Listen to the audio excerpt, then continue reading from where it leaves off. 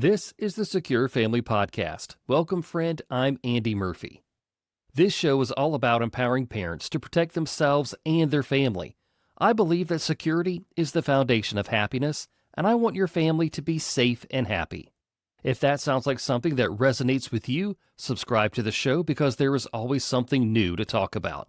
The information that I share on this podcast is for general information purposes only. My goal is to empower you to make safer decisions for yourself and for your family, because our safety is our own responsibility. Today I'm going to share with you my thoughts on Roblox and what every parent needs to know about online safety, especially when it comes to gaming platforms. All of that and more coming up on the Secure Family Podcast. If I were to walk up to you and say that I was an IRS agent, you might think that was strange. Then when I ask you to pay a $200 fine with a gift card, you'd know I was trying to scam you. But why do these types of scams work in email and over the phone? It's your information. If a scammer can tell you your government name, address, phone number, property value, and your job history, then you might think you were really talking to an IRS agent. Scammers can buy all of that information from data broker sites. But don't worry, there is something that you can do. This is why I've been with Delete Me since 2018. They'll remove your data from hundreds of data broker sites, so you'll get some of your privacy back.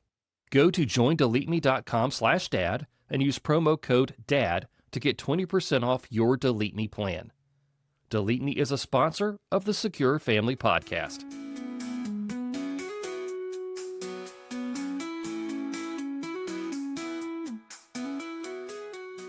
Today, we're going to talk about Roblox, and some of the information that I give will be useful for other platforms like social media and gaming platforms, but mostly we're going to be talking about Roblox.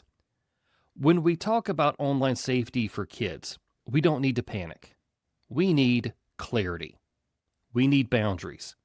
And we need to stop pretending that popular platforms are actually safe just because millions of kids are using them.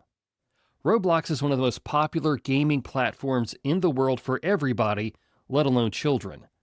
But over the past year, it's also been the subject of multiple lawsuits, investigations, and legal action tied to child exploitation and grooming.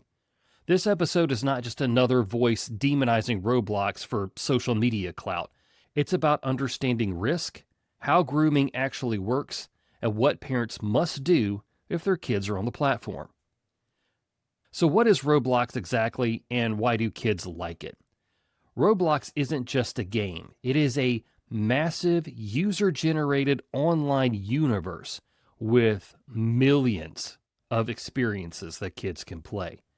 It carries the ESRB rating of T for teen and includes a diverse content discretion advised label. That matters, because what it means is that content varies widely, and some experiences may not be appropriate for younger players. But it wasn't always that way. Before 2022, Roblox was actually rated Everyone 10+. This made parents think that it was a platform built with kids in mind, and that the content and user experience would be suitable for children. That changed, and rightfully so. But kids love Roblox because they can play with their friends, create their own worlds, and socialize in ways that feel fun and creative. The learning opportunity that Roblox offers for creativity, learning how to code, and problem solving is actually fantastic. It's a really good platform to help your children understand all of these things. But unfortunately, there have been some bad things that have popped up with it.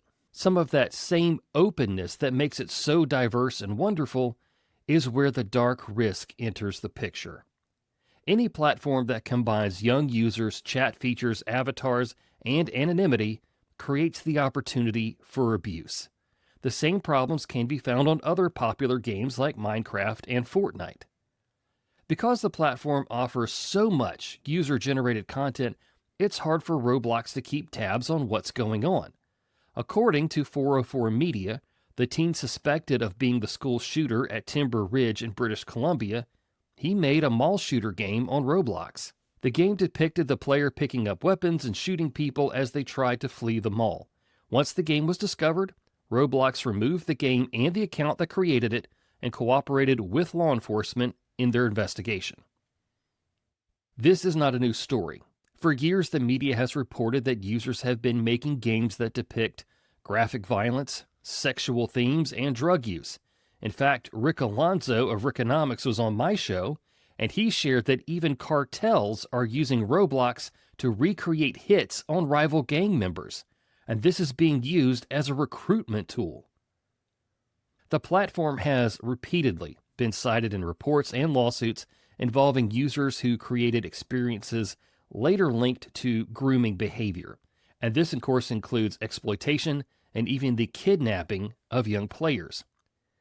Here's a story that kind of encapsulates how Roblox has been misused by predators. Back in 2022, I reported on a story where a young girl was kidnapped by a man she met on Roblox. He was from Clayton County, Georgia, and drove to Topeka, Kansas to kidnap his 13-year-old victim. He drove her back to Georgia. Once there, she was able to escape after being sexually exploited by her kidnapper. What started as an online interaction in the game's social environment reportedly led to the suspect arranging to meet the child in real life. This underscores the very real dangers that can emerge when children are interacting with strangers in online spaces without protective boundaries in place. This incident is not isolated. It's part of a documented pattern where predators exploit social features in games like Roblox to initiate contact. Children often don't recognize the risk until it's already escalated, and parents may not even be aware of conversations that have progressed to external apps or real-world meetup requests. This story is a stark reminder that predators often start in places that kids see as fun, and that trusted platforms can become grooming environments when proper boundaries and supervision are absent. Over the past year, Roblox has faced intensifying legal pressure. For a long time, they've been in the news for all the wrong reasons. In my opinion, from a PR perspective, I don't see how they're still in business. But they make a lot of money. Right now, Roblox stock is about $62. In September of last year, it was around $135. Despite their less than stellar publicity, people are still investing in the platform, and users are still spending their dollars on Robux, which is the in-game currency. But more on that later.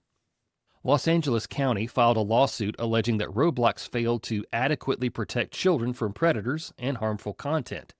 Across the country, families have filed lawsuits alleging predators contacted children through Roblox and escalated those interactions on and off the platform.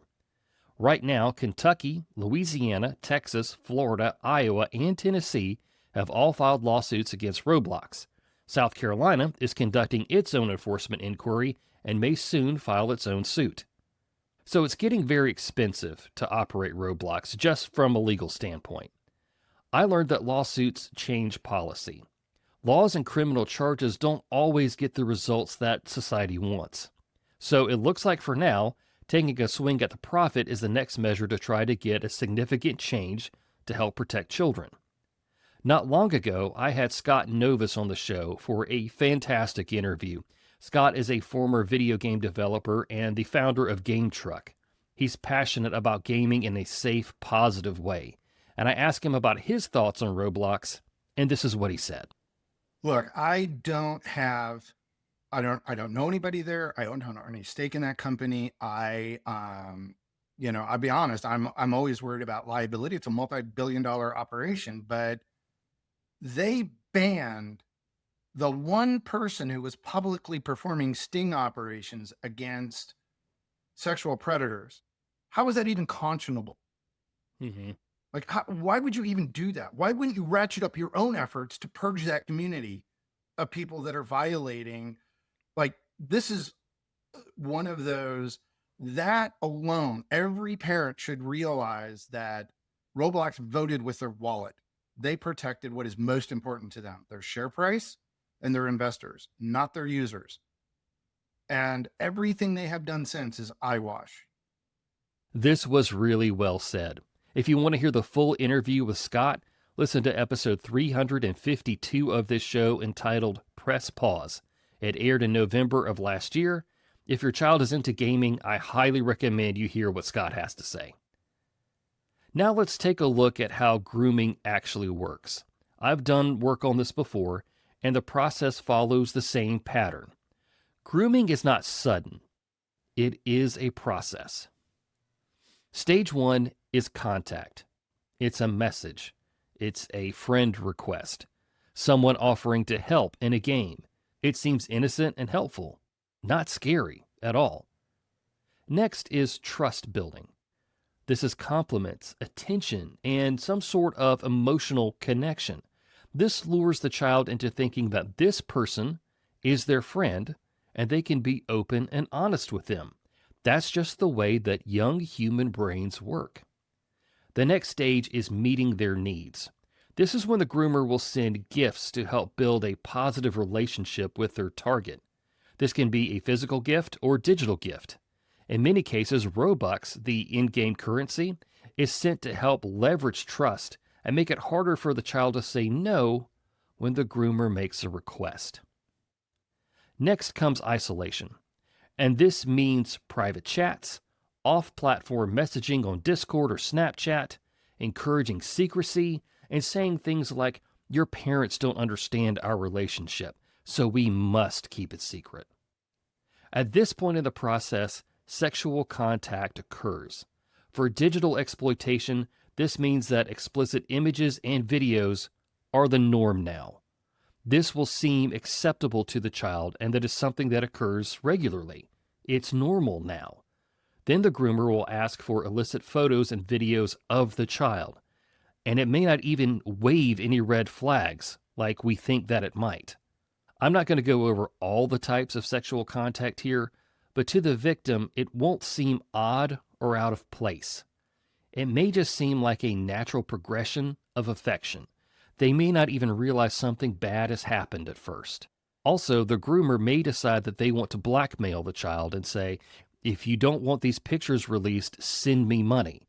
And that's when children can panic, not knowing what to do, and they feel like they must comply with the groomer. Now, lastly, the groomer will try to maintain control of their victim. This means keeping them isolated and secretive about their relationship. This can last days or years, depending on the groomer. Grooming does not require a reckless child. It only requires access by a smarter, more experienced adversary. Not to be left out, cyberbullying is another major risk that parents underestimate. It can look like repeated comments, mocking avatars, exclusion, or ganging up on a child in a chat. Unlike school bullying, cyberbullying doesn't stop when the kids go home. It follows them into their bedrooms and often onto their screens. Cyberbullying and grooming often overlap. Kids who feel isolated or embarrassed are more vulnerable to manipulation.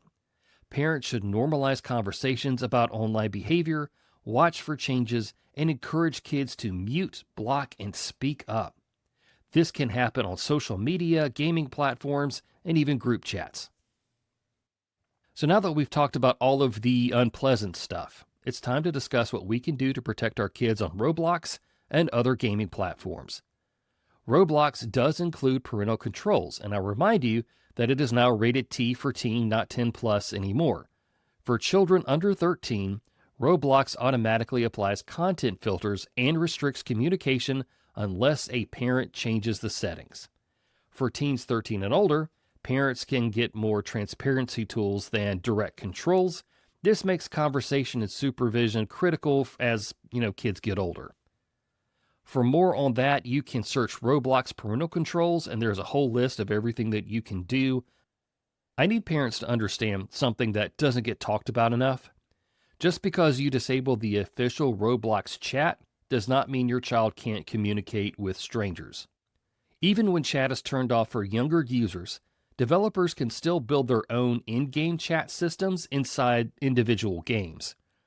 That means that a child can still type to another player, just not through Roblox's main chat feature. And even beyond that, kids can communicate in other creative ways inside of games, like drawing pictures, spelling things out in gameplay mechanics, using symbols or shared actions. Kids are smart, and so are the predators. But here's the bigger point.